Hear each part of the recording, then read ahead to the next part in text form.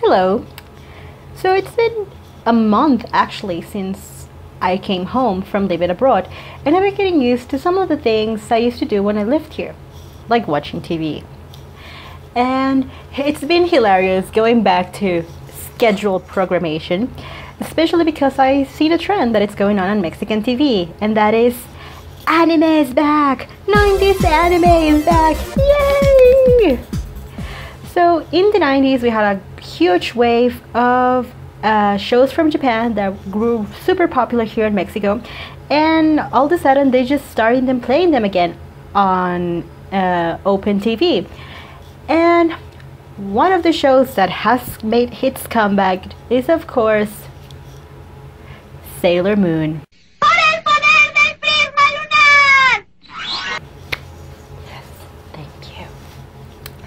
So it has made me go back and think, what was that I liked Sailor Moon when I was a kid? Because trust me, this used to be my religion. Here are some proofs.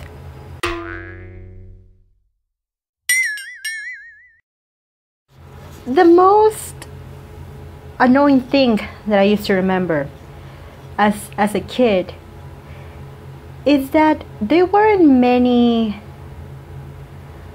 women in media. Put down your fingers. Do not put any comments on women representation in the media. That is not the point today. Actually, what I talk about is how I felt as a girl when I saw Sailor Moon for the first time on TV. So, as a little girl, to me it was really frustrating because I was the youngest girl in the house. I only had my big brother, my dad, and the closest cousins that we had were also boys. So the shows that I was used to getting played, seeing was Cynthia, Tsubasa, Dragon Ball Z. And while I'll admit that I do find those shows fun, to me it was super frustrating that they were next to no girls on those shows, and if they were there, they would just like in the background like saying the name of the character very annoyingly, and I cannot have that in my life. There was one character that I saw, and it was, you could say, the first role model that I had as a kid, and that was Chun-Li.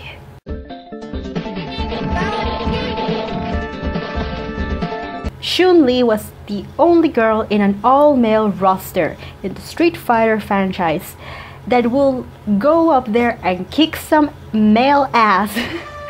And what I really like about it is that it didn't matter how like tiny or slim she looked or how girly she would still go up to the scariest of enemies on that video game.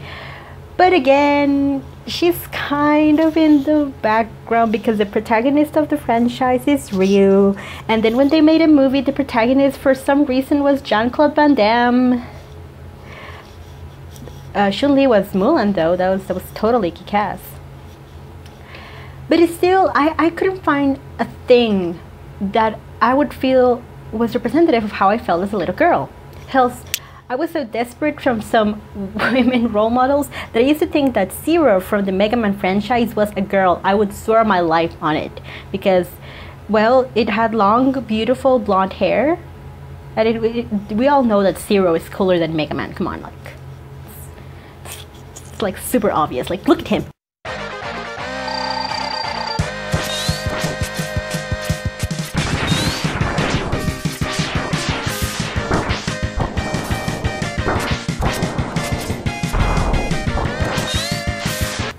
But then, one fateful day, when I was from 5 to 7 of age, I turned on my TV and I saw it.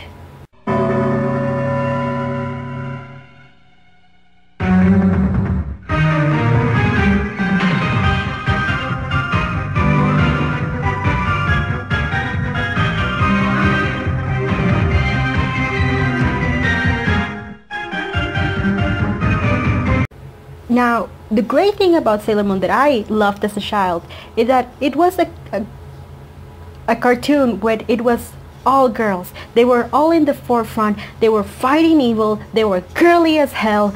And it made me aspire to be like that. Now, on this episode, we're not going to discuss the show as a whole because the show can be quite silly. Like, if you have never seen Sailor Moon, don't worry about it. If you have seen Power Rangers, you have seen Sailor Moon.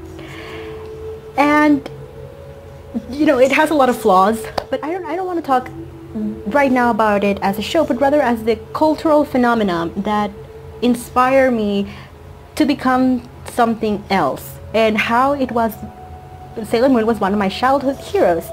So today, more or less, it's about childhood heroes, and the fourth runner is, of course, Sailor Moon. So the show is about the magical trope in anime, which means that it's a group of girls that have some magical thing and they go against a bad guy, and they're pretty much the chosen ones for whatever reason, and they go out there and have adventures on their own. And like I said, up to that point in my young life, I had never seen anyone do this. It was always like the girlfriend or the friend, and this time it was the boyfriend that was always in peril, and he got kidnapped more times than Peach, and the son of a bitch didn't even make her cake.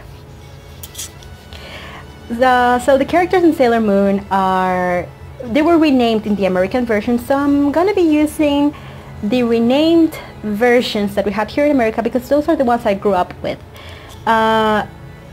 Sailor Moon, which her name is Usagi in the Japanese version, in here was called Serena, and I was like, Serena is my dream. The other Sailor Scouts were renamed Amy instead of Ami, Rei instead of Rei, Lita instead of Makoto, and Mina instead of Minako, and her super trendy boyfriend Darien instead of Mamoru.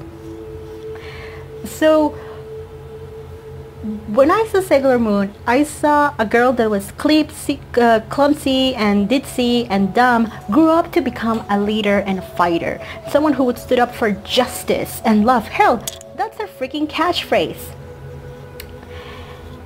And this, of course, inspired me to achieve that kind of, I don't want to say life, but to become more adventurous, but not losing my girly edge, because as you can see, I like girly things. Like, look at this setup. We have mermaids over there. We had flowers and fairies.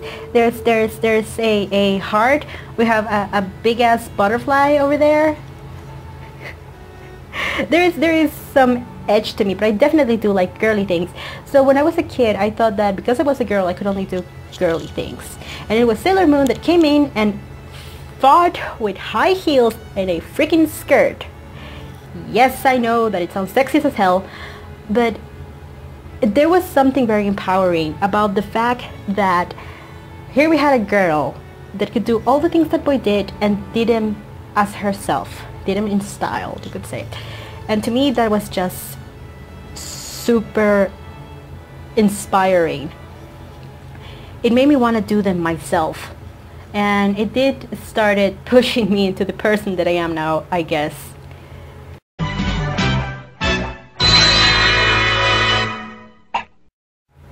Is this how you do jump cuts?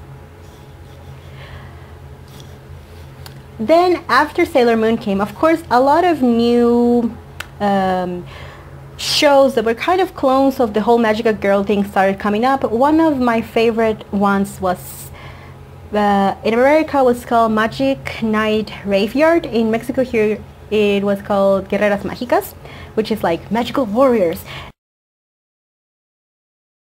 And yeah, they were really similar to Sailor Moon. They were the chosen ones. They were the chosen ones because of some magic contraction, but the difference was that these bitches had swords.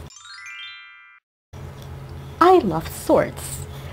I used to do fencing until I ran out of money. Once I have fencing again, you and I might be together. Yeah, like it was one of the reasons why I like Zero, because he had a sword. It was one of the reasons why I like Link from The Legend of Zelda as well, because like he has a sword. I'm sorry, it's just The other one that I really liked was also Sakura Card Captors. Sakura Card Captors was also, again, the magic girl, and she would do the magic thing and save the world and stuff like that. So as you can see, when it comes to girl shows, in Japan at least, boys are all about the physical strength, while girls are all about the magic. Their strength comes from like within, and it's all very ethereal and magical. But the reason why Sailor Moon stood up to me more than these other two shows, was that Sailor Moon saved the whole world. You know, it kind of had that same power that, for instance, Goku has in Dragon Ball, where he fights and he saves the whole freaking planet. When Goku fights, he fights to save you. And the same thing could apply to Sailor Moon. Whenever there was like a threat, the threat would be to all of Earth, and then it started to be all of the galaxy, and Sailor Moon would stand out and be the leader and the warrior that we all need. And there was something really cool to have, again, someone like that started like being really stupid and dumb, to grow up to be this character that could aspire to save the world and do great things. To me as a child, that was amazing. So I really, really, really loved that idea of Sailor Moon, that it was all about being adventurous and being grand and being powerful while still being a bit silly. And I think the original show, it's a bit dated. Like I was saying, if you have seen Power Rangers, you have seen Sailor Moon, because it's formulaic as hell. Especially the first seasons. Like, Jesus Christ, if they recycled that animation, they really didn't want to spend more paper on that show. And also it can be a bit cheesy and silly, and if you like watching dubbed anime, which I never recommend, and I don't really do in this case either, but just for the nostalgia shot, you should see Sailor Moon dubbed, the original one, because it's hilarious. And it's not a bad show, but it's also not a great show. It's entertaining for little kids, which was what I was at the time. But the thing is that the underlying arc in Sailor Moon, it's what makes it interesting, and I think it's what has made it survive all these years. So join me in part 2, where I will discuss in depth the plot of Sailor Moon and the issues that it has, because even though this was a show for girls, for its time, it was controversial as hell for some of the elements that were in it. And me as a girl, they didn't pass over my head. I totally know they were there, and I did interpret them in a certain way as a kid. So join me in the next part, where I will talk about those controversial elements and how the formulaic Power Ranger thing, it's dated and a bit clunky, but the overall arc in Story Moon, it's actually in Story Moon. In Sailor Moon, it's very compelling and quite fun to watch if you're into the magical girl trope kind of thing. So see you there.